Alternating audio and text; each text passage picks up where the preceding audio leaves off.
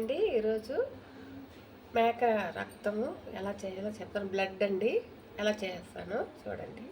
ఇదిగోండి తగినంత ఆయిల్ పోసుకున్నాము. ఆవాలు, పట్ట, సోపు, లవంగం వేసుకున్నాము.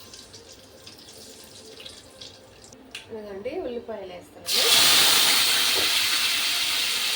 ఇదిగోండి పచ్చిమిరపకాయలు వేసుకుందాం.